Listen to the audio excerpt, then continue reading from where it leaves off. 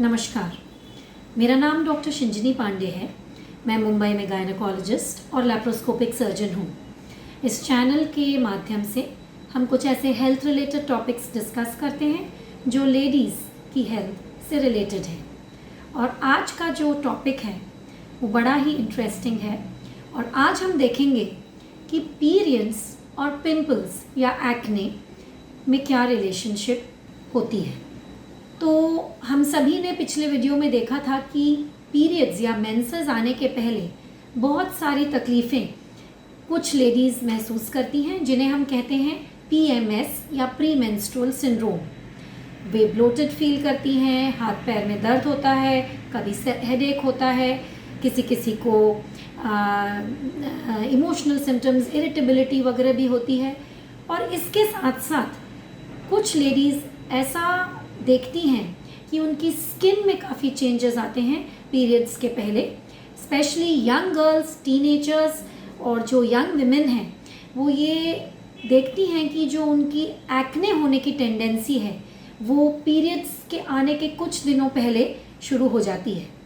ये पीएमएस का लक्षण नहीं है एक्ने आना, पर ये बहुत रेगुलरली किसी किसी लेडीज़ में देखा जाता है। और रेड कलर के इन्फ्लेम्ड पिंपल्स कई लेडीज़ नोटिस करती हैं कि पीरियड्स आने के पहले उनके फेस में सडनली प्रॉप अप हो जाते हैं। ये काफ़ी डिस्टर्बिंग हो सकता है कुछ लेडीज़ के लिए।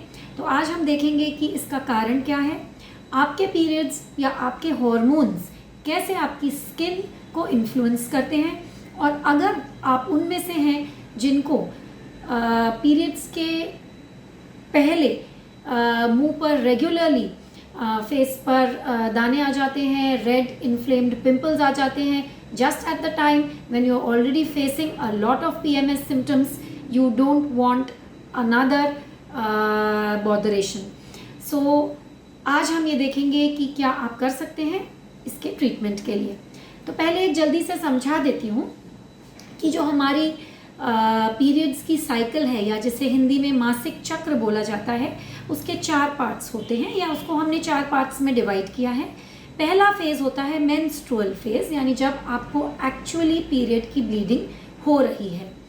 इसके बाद आता है फॉलिकुलर फेज़। इस टाइम पर हमारा स्त्री बीज या जो एग है वो बढ़ रहा होता है और इसीलिए कुछ हमारे ऐसे हॉर्मोन्स होते हैं जो तेज़ी से बढ़ते हैं और ये हॉर्मोन्स हैं ईस्ट्रोजन और प्रोजेस्टेरोन।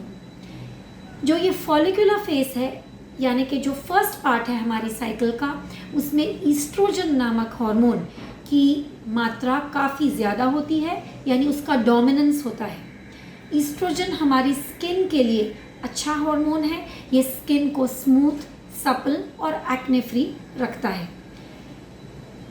एक बार जब स्त्री बीज बढ़ना शुरू हो गया, फिर जब साइकिल मध्य भाग में आती है तब हम बोलते हैं ये ओव्यूलेशन का टाइम है, यानी इस टाइम पर स्त्री बीज या एग जो भी आप कहना चाहें वो निकल जाता है या फॉलिकल रप्चर हो जाता है। इस ओव्यूलेशन के बाद जो नेक्स्ट लंबा फेज होता है उसको सेकेंड हाफ ऑफ साइकिल कहा जाता है और इसे मेडिकल लैंग्वेज में बोलते हैं लूटियल फेज।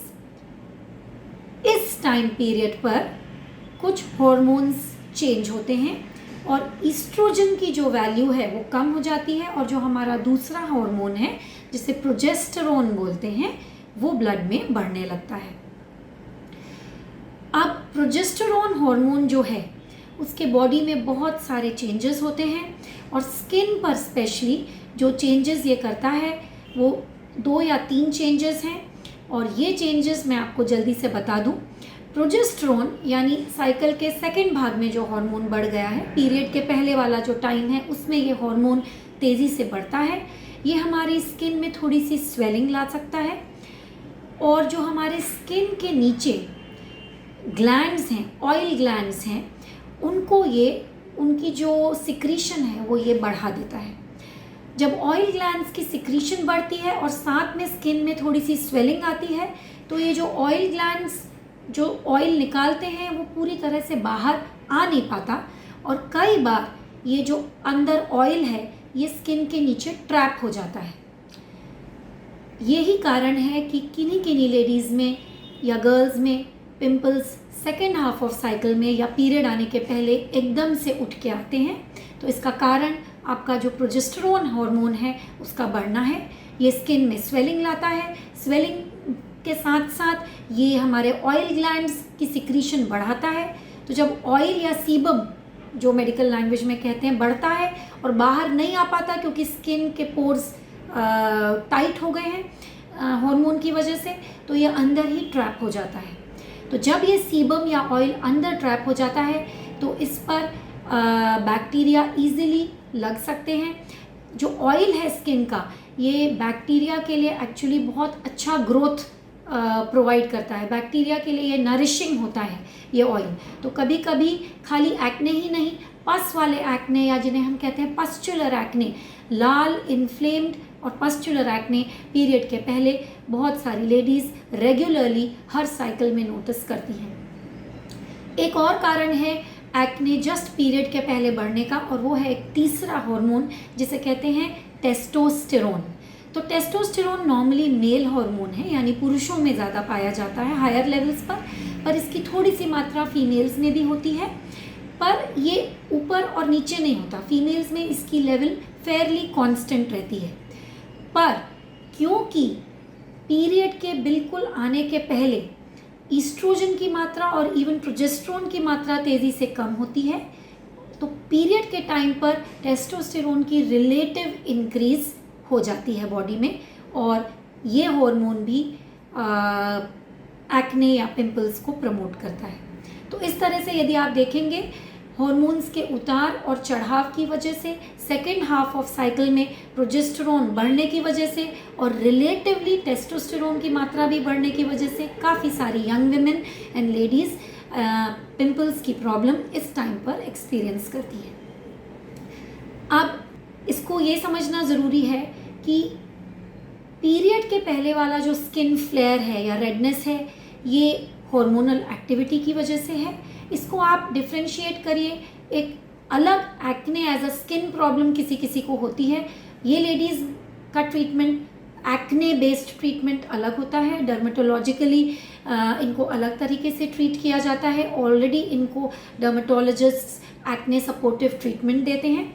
इवन ये लेडीज़ भी देख सकती हैं या महसूस कर सकती हैं कई बार कि पीरियड आने के पहले इनकी जो लंबी चौड़ी क्रॉनिक एक्ने की प्रॉब्लम है या पिंपल्स की प्रॉब्लम है वो पीरियड्स आने के पहले बढ़ जाती है।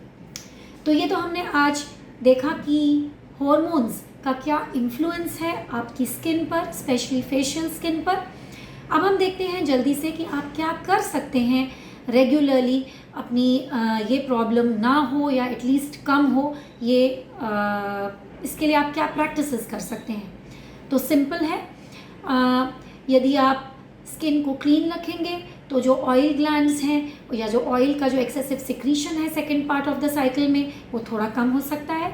तो आपको कोई भी जेंटल फेस वॉश से दिन में 2 या preferably second half of the cycle में 3 बार आप फेस क्लीन कर सकते हैं। सुबह और शाम कोई भी जेंटल फेस वॉश यूज़ करिए, और आफ्टरनून में अगर आप आपका फेस क्लीन कर रही हैं तो simple cold water without face wash भी आप यूज़ कर सकती हैं। इसके अलावा बहुत सारी एप्लीकेशन क्रीम्स आती हैं जो अगर आपको 2 या 3 सिंपल इन्फ्लेम्ड एक्ने या पिंपल्स दिख रहे हैं तो आप खुद ही ओवर द काउंटर या केमिस्ट से खरीद कर यूज़ कर सकते हैं। इनमें से 2 सेफ क्रीम्स का नाम बता देती हूँ। तो पहला है benzoyl peroxide gel based creams आती हैं 2.5% की। इसको आप आपके जो 1 या 2 या 3 इन्फ्लेम्ड या लाल दिखते हुए पिंपल्स शुरू हो गए हैं उस एरिया पे आप जेंटली इनको रात को लगा सकती हैं। You can keep it for a few hours and then wash off. ये जो होती है बेंजोइल पेरोक्साइड, ये आपके पोर्स को अनक्लॉग करती है, तो ये काफ़ी इफ़ेक्टिव होती है। फिर जैसे पिंपल सूखने लगे और वैसे भी पीरियड आने के बाद ये चेंजेस रिवर्स हो जाते हैं, तो आप इसका यूज़ बंद कर सकते हैं। यदि आप नोटिस कर रही हैं कि पिंपल्स में पस जैसे पॉइंट्स भी बन रहे हैं तो आप एक एंटीबायोटिक क्रीम, क्लिंडामाइसिन नाम है इसका, ये भी ऑल्टरनेटली यूज़ कर सकते हैं। अगर आपको सिंपल स्किन रेजिमेंट्स फॉलो करने से नहीं आराम पड़ता है और ये आपकी प्रॉब्लम काफ़ी सिवियर है और आपको ओवर एंड अबव एक जनरल एक्ने भी रहता ही है, तो फिर कई बार आप जब इस तरह के पेशेंट्स मेरे पास आते हैं और ये ज़्यादातर यंग लेडीज़ होती हैं, तो हम कभी कभी low dose oral contraceptive pills का कुछ महीनों का ट्रायल ऐसी गर्ल्स को देते हैं या ऐसी लेडीज़ को देते हैं। ये जो low level of contraceptive pills हैं या हार्मोनल पिल्स हैं, इनका एक्शन इस तरह से होता है कि ये एक संतुलित मात्रा में आपकी बॉडी को हार्मोन प्रोवाइड करती हैं, और जब ईस्ट्रोजन की मात्रा, जो मैंने अभी बताया था स्किन के लिए ईस्ट्रोजन अच्छा होता है, तो जब ईस्ट्रोजन की मात्रा एक संतुलित मैनर में थ्रू आउट द साइकिल आपको मिलती है, तो बहुत सारी गर्ल्स में ये पिंपल्स की प्रॉब्लम धीरे धीरे 3-4 महीने में रिवर्स हो जाती है। कई बार खाली ओरल कॉन्ट्रासेप्टिव पिल्स से नहीं अच्छा आराम मिलता है, तो हम एक स्पेशल मेडिसिन होती है जिसे स्पाइरोनोलैक्टोन बोलते हैं, इसका भी टेम्पररी यूज़ करते हैं। ये टेस्टोस्टेरोन के अगेंस्ट एक्ट करती है, यानी जो हार्मोन एक्ने प्रोड्यूस कर रहा है, जो मेल हार्मोन, उसकी मात्रा थोड़ी सी कम करती है। तो इन दोनों मेडिसिन्स का कभी कभी कॉम्बिनेशन यूज़ किया जाता है। ये टेम्पररी यूज़ के लिए ली जाती हैं, बहुत लॉन्ग टर्म नहीं यूज़ करी जाती है। इसके अलावा अगर आपके एक्ने के ऊपर पस या पस्चुलर एक्ने आपको हो रहे हैं, लाल लाल हैं, इन्फ्लेम्ड हैं, मल्टीपल एक्ने फॉर्म कर रहे हैं, तो हो सकता है आपको एंटीबायोटिक, टेट्रासाइक्लिन बेस्ड एंटीबायोटिक्स का कोर्स भी आपकी डॉक्टर दे। कभी कभी अगर ये रेगुलरली पस वाले पिंपल्स आपको होते हैं, तो फिर हो सकता है कि पीरियड आने के कुछ दिन पहले आपकी डॉक्टर आपको 5 दिन का टेट्रासाइक्लिन का एंटीबायोटिक का कोर्स दे और ऐसा 2-3 महीने रेगुलरली आपसे करवाए। तो ये तो हो गया ट्रीटमेंट। इसके अलावा हमको स्किन क्लीनिंग का, जो जैसे मैंने शुरुआत में बोला, ये हमको इसका स्पेशल ध्यान तो रखना ही है। मॉइस्चराइजेशन भी इम्पॉर्टेंट है। वाटर बेस्ड मॉइस्चराइजर्स कोई भी जो मेडिकली अप्रूव्ड हैं, डर्मेटोलॉजिकली अप्रूव्ड हैं, वो आप यूज़ कर सकते हैं। एंड लास्टली, यदि आप मेकअप यूज़ करती हैं तो प्लीज़ मेक श्योर कि मेकअप ठीक तरह से, अच्छी तरह से रिमूव किया गया है, बिकॉज ये पोर्स को फर्दर क्लॉग करता है और second half of your cycle में ये आपके पिंपल्स या एक्ने इवन बढ़ा सकता है अगर स्किन क्लीनिंग रेजिमेन प्रॉपर नहीं हुई हो। डाइट और हाइड्रेशन का तो रोल है ही। इसके अलावा अगर आपकी प्रॉब्लम बहुत सिवियर है तो फिर आप आपके डर्मेटोलॉजिस्ट या गायनेकोलॉजिस्ट की सलाह ले सकते हैं।